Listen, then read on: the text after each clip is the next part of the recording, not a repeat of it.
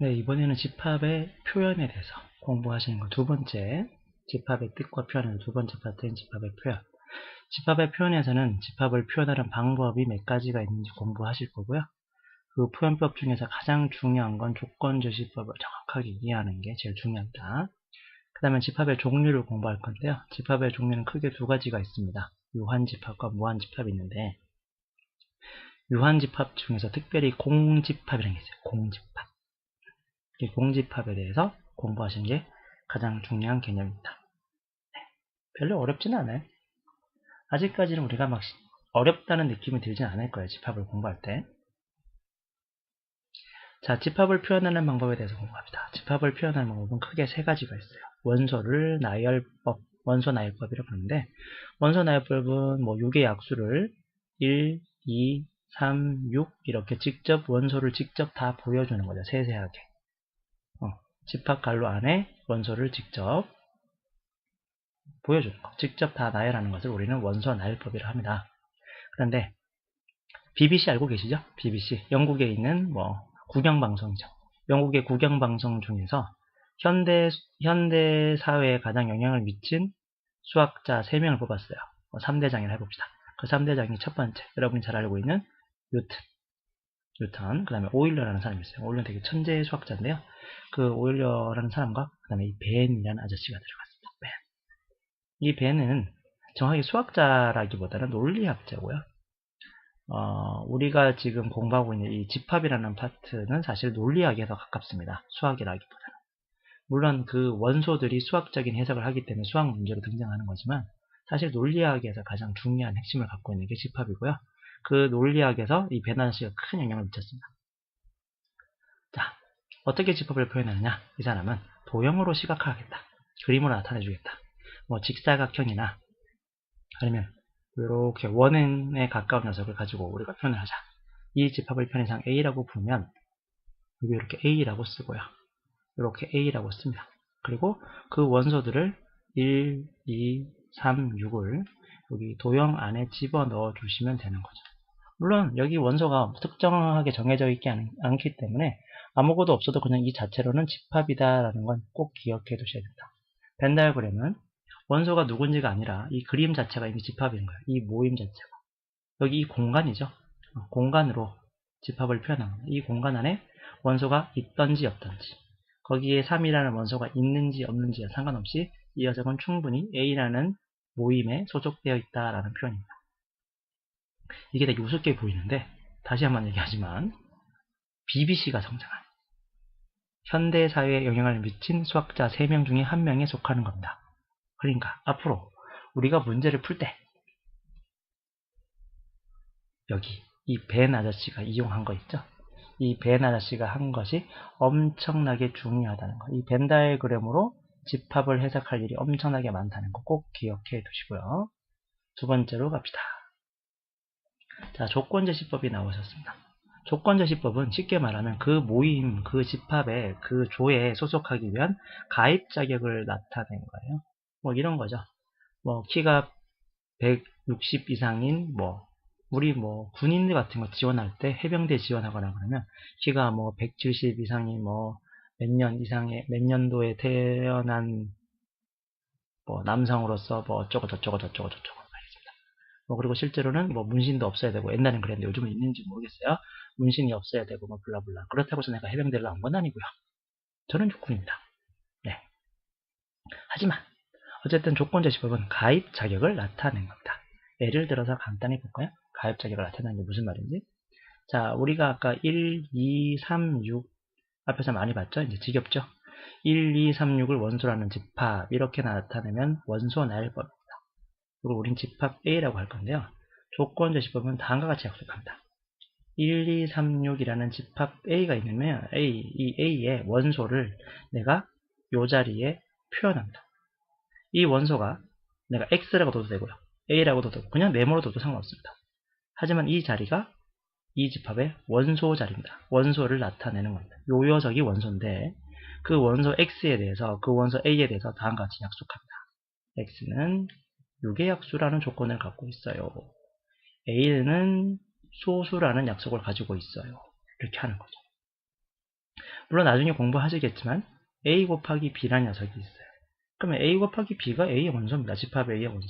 그 모임에 속하려면 A랑 B를 곱한 녀석이 속해야 된다. 근데 A가 뭔지 모르겠다고? A는 뭐 6의 약수, 뭐 B는 10의 약수. 그러면 6의 약수와 10의 약수를 각각 곱해서 집합 A의 원소가 된다. 뭐 이런 얘기입니다. 자세하게는 뒤에서 얘기할 거예요. 자, 조건제시법은 보통 어떻게 한다고요? 이렇게 집합이라는 기호는 씁니다. 똑같이.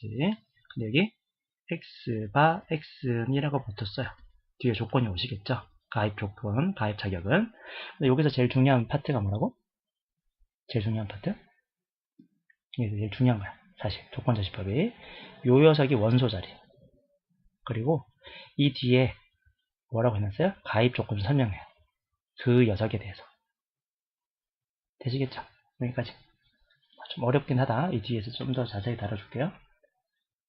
됐나요? 집합을 표현하는 방법은 크게 세 가지가 있다. 원소 나열법, 벤 다이어그램. 벤 다이어그램은 앞으로 우리가 문제를 풀 때 가장 많이 이용할 것이고, 조건제시법은 이 단원에서 가장 중요하고 어려운 개념이다. 그죠? 봅시다.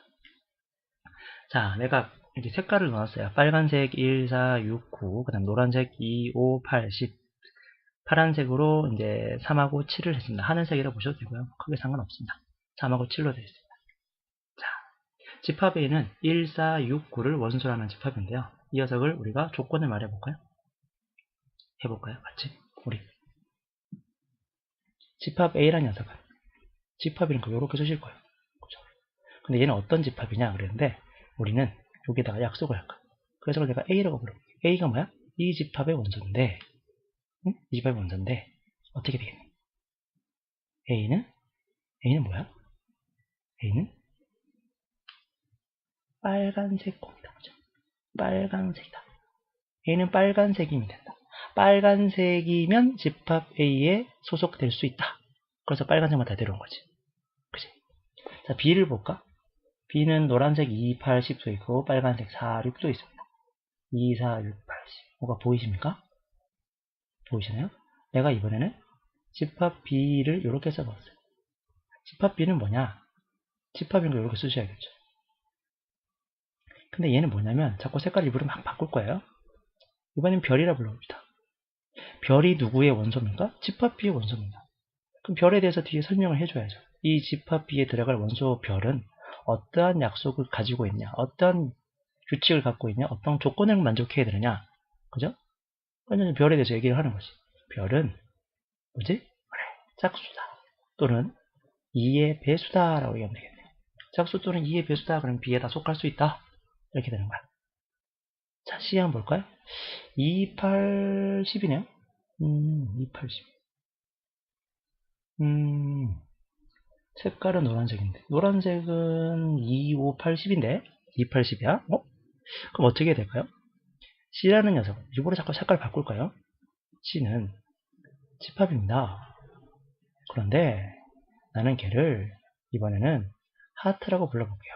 하트가 C의 원소인데 그 하트는 어떤 약속이 돼야 됩니까?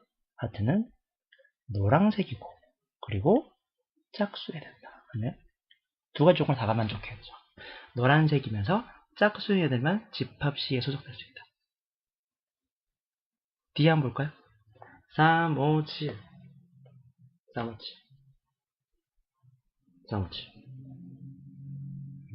3, 5, 7 3, 5, 7 좀 어렵다 그죠? 3, 5, 7 이거 어떻게 할까? 물론 내가 만든 거 여러분 잘 안 보일 수도 있어요. D는요 X가 원소인데 X는 홀수야. 그지? 1, 3, 5, 7, 9 중에 하나인데 그 중에서 얘는 빨강은 안 돼. 야 빨강 너는 들어오지 마라. 이렇게 한 거야. X는 홀수면서 빨간색이 아닌 홀수다 이렇게 말하면 되겠죠. X는 빨간색이 아닌 홀수의 모임이다 이렇게 말하시면 됩니다. 그래서 우리는 조건을 이해하고 그 명확한 기준에 의해서 원소들이 무엇인지 말할 수 있는 사람이 되어야 돼요. 다시 한번 얘기하지만 집합은 원소가 중요합니다. 원소. 그리고 그 원소를 직접 다 알려주기보다 원소 나열법으로 직접 다 알려주기보다는 특정한 조건이나 자격을 말해주고 그 자격을 이해해서 원소들을 말하거나 아니면 그 녀석을 벤 다이어그램이라는 그림으로 표현하면서 해결하려고 하는 논리적인 생각으로 해결하려는 게 이 단원의 핵심이다. 앞으로 배워나갈 게 그것이다. 물론 지금은 쉬워 보이지만 지금 내가 말한 게 엄청나게 중요할 거예요. 되셨네? 자, 한번 연습해보세요. A, B, C, D. 물론 여러분이 다른 걸 만들어서 자기가 조건을 만들어주는 것도 연습해보시면 좋겠습니다. 됐나요? 자, 다음 페이지로 넘어가볼게요. 자, 연구 주제. 제일 중요하다 그랬어요. 조건 제시법이 이 단에서 가장 중요한데 한번 해보자. 슬슬. 자, 여기 있는 X. 여기 꼭 X가 오지 않아도 된다 그랬지, 그지? 여기 X가 오든 뭐가 오든 아무 상관이 없다고. 요 자리가 누구 자리라고요? 요 자리가? 네, 요 자리가 원소 자리예요. 원소 자리. 여기 꼭 X가 아니라 X제곱이 와도 되고요. A, B가 와도 된다고 했고 X에다가 루트를 씌워도 상관없어요. 아무 상관없어요. 루트 X가 원소입니다. 그런데 X가 뭔지 모르니까 뒤에 X에 대한 설명을 할 거고요. A랑 B를 곱한 게 A의 원소지만 A가 무엇인지 B가 무엇인지 명확하지 않잖아. 그래서 뒤에 A랑 B가 뭔지 설명해 줄 거야. 조금 더 구체적으로 한번 가볼까요? X, Y가 와도 상관없어요. X, Y 뭐지? 좌표. 좌표가 어떤 집합의 원소가 될 수도 있죠. 그렇지? 여기까지 이해하시겠어요? 자, 그러면 한번 해볼게요. 집합 A라는 녀석. 여기 집합 보이시죠? 집합. 여기 집합 보이실 겁니다. 집합이라는 기호가 보이죠? A는 분명히 집합인데 X제곱이 원소인 집합이야. 근데 X가 뭔지 모르니까 뒤에 설명하네. X는 소수인데 X는 10보다 작아야 돼. X가 소수인데 X가 10보다 작다 그랬어? 그러면 누가 되겠니? X는 2도 되고 3도 되고 5도 되고 7도 되겠죠. 그러면 집합 A의 원소는 2, 3, 5, 7인가요? 아니죠. 그렇지. 왜? 여기 X제곱이 원소라 그랬잖아. X를 제곱한 수를 원소로 한다 그랬으니까 당연히 제곱을 해서 4가 되고 제곱해서 9가 되고 제곱해서 25가 되고 제곱해서 49가 되는 게 집합 A의 원소가 되는 거예요. 되셨나요? 자, 이번에는 한번 볼까? 다음.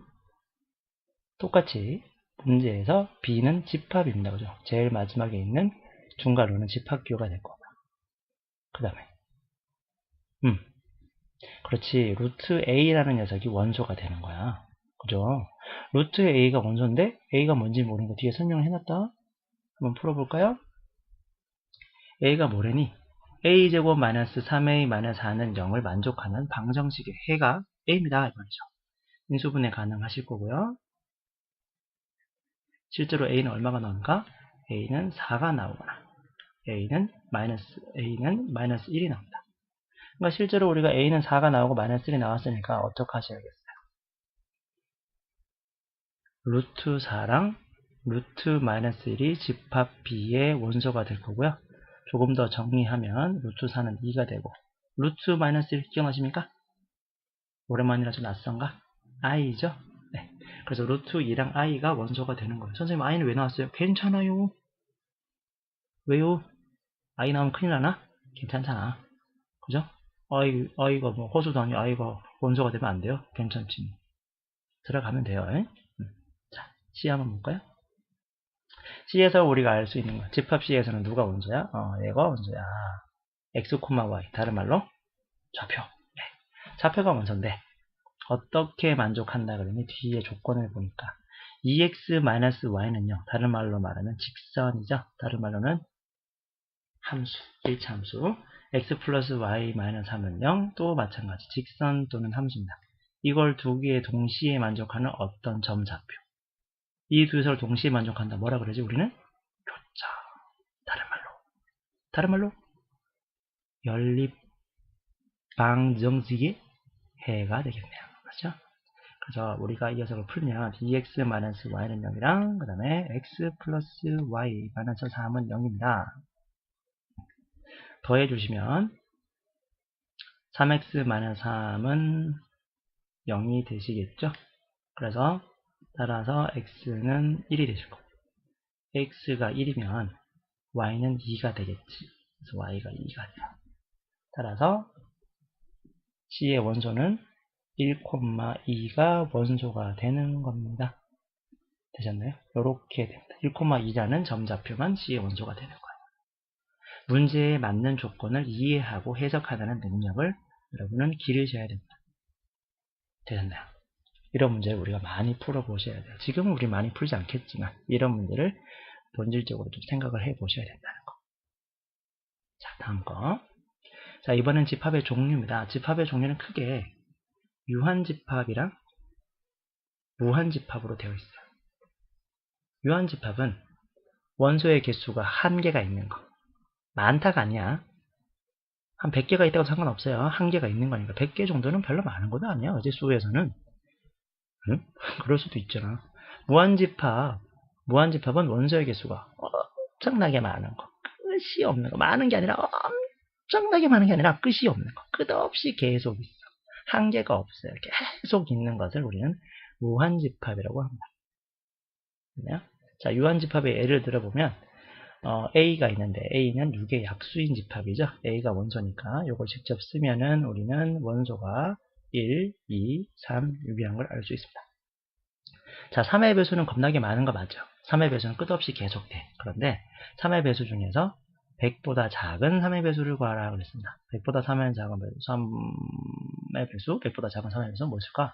3, 6, 9, 12 이렇게 저렇게 하다가 96, 99까지 있겠죠.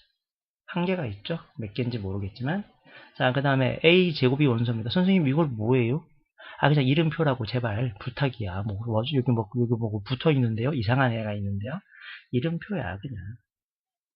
그죠? 자, A 제곱이 원소인데 얘는 A는 자연수래요. 약수기. 그리고 마이너스 1보 자연수는 겁나게 많은데 선생님? 아니, 자연수가 그 A가 마이너스 1보다는 크고 2보다 같거나 작고. 자연수는 뭐 있어? 1하고 2밖에 없지. 제곱하지. 1하고 4가 되시겠죠. 그래서 얘는 P 뭐 할까? 이렇게 된 걸. 뭐라고 불러요 그냥. P 호 할까? P 호는 뭐 1,4를 원소라는 집합이 되는 거예요. 원소가 유한계가 되죠. 여기까지. 자, 밑에 거 한번 봅시다. x가 원소인데 x제곱 플러스 3x 플러스 2는 0의 방정식의 해인데요. 그 중에서 x는 실수라 그랬습니다. 자, 2차 방정식은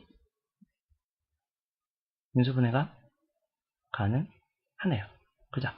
그래서 얘가 뭐 어떻게 되나? 인수분해하면 x 플러스 2랑 x 플러스 1은 0이 돼요. 그럼 얘는 마이너스 2랑 마이너스 1이라는 근을 갖겠지? 자, 잘 들어보세요.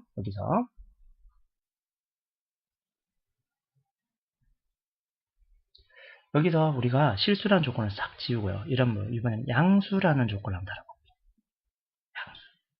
양수라는 조건을 달면 아까 x라는 녀석은 마이너스 2랑 마이너스 1인데 양수가 아니잖아. 그러면 이 조건을 모두 만족하는 x가 있어 없어? 원소가 있니 없니? 없어요. 그러면 우리는 걔를 공집합이라고 불러요. 아무것도 없는 빌공자를 써서 빈집합, 공집합이라고 불러요. 공집합은 옛날에 이렇게 썼었어요. 원소 집합 기호를 쓰는데 아무것도 없다 해서 비워뒀거든요. 근데 걔를 기호로 바꾸면 이렇게 씁니다. 이렇게 쓰면 공집합. 이렇게 쓰면 공집합. 이거는 공집합이 아니에요. 이렇게 써야 공집합이다. 이렇게 써도 공집합 아니에요. 이렇게 쓴 건 공집합. 됐죠? A가 원소인데 A는 1보다 작은 자연수. 1보다 작은 자연수 있니 없니? 없어. 없으니까 걔는 뭐야? 공집합. 그러니까 뭐라고 쓰면 돼? 이렇게 쓰면 돼. 공집합. 되니? 별로 어렵지 않지?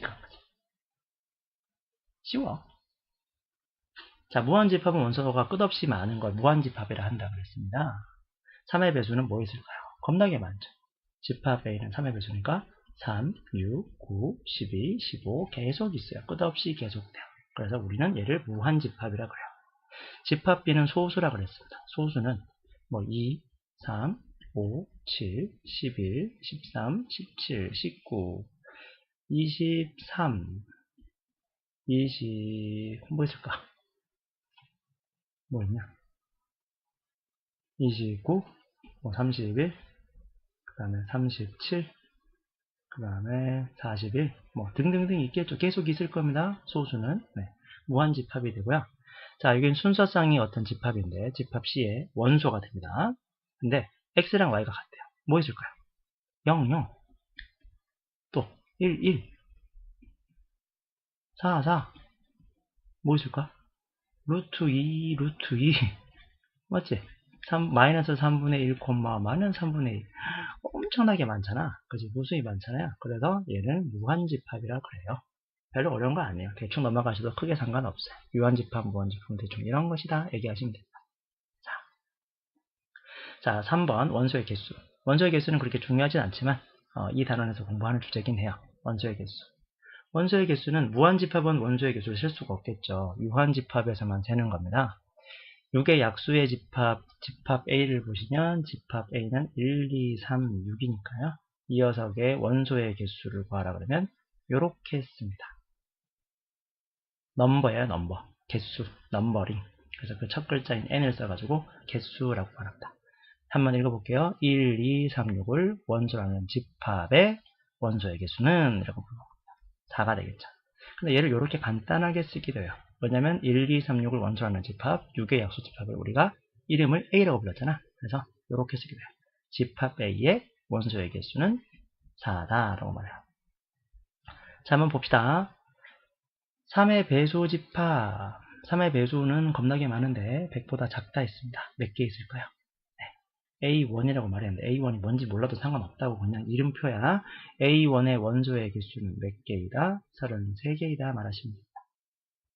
아까 했던 거 A제곱 A는 여기서 1, 2 자연수니까 제곱하니까 1하고 4가 있겠죠? 그래서 1하고 4를 원소로 하는 집합의 원소의 개수는 2다 말하시면 됩니다.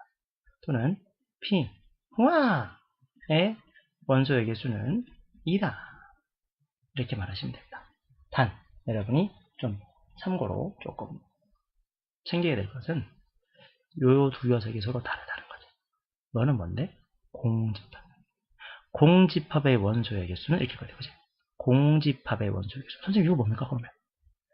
동글뱅이 땡을 원소로 하는 집합에서의 원소의 개수는 한 개죠. 네? 별 치고 요렇게 쓰면 이게 뭐야? 선생님 이게 뭡니까? 여러분 선생님들 이게 뭡니까요? 네, 이건 집합 기호죠. 그럼 이 안에 뭐예요? 원소죠. 원소 몇 개 있어요? 원소 몇 개 있어요? 한 개 있잖아, 그지? 그러니까 이 녀석을 가지고 원소의 개수는 한 개라고 말하는 거야. 살짝 지워볼까요? 여기다가 내가 이렇게 썼어요. 답은 한 개예요. 이렇게 썼어요. 한 개. 이렇게 쓰면 한 개예요.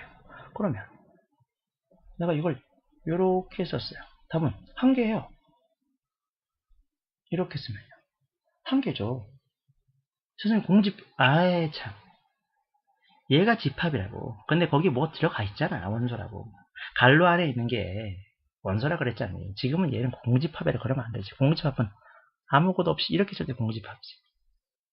이게 집합인데 아무것도 없으면 공집합인데 여기다가 이렇게 있는 이게 어떻게 아무것도 없니? 그죠? 보이잖아. 그러니까 얘는 원소의 개수가 몇 개야? 한 개야. 그래서 이렇게 쓰시면 한 개가 되는 거예요. 되겠죠? 여기까지만 챙기시면 됩니다. 그러면 일단 만렙 AM에서 집합의 뜻과 표현에 대한 유형 5번까지 그러니까 4번까지를 여러분이 해결해 주시면 됩니다. 물론 개념 설명 먼저 하시고 부족한 부분이 있으면 챙겨서 다시 추가로 개념 정리하시고 문제 풀어주시면 됩니다. 문제는 그렇게 어렵지 않으니까 편안하게 풀어보시면 돼요. 여기까지입니다.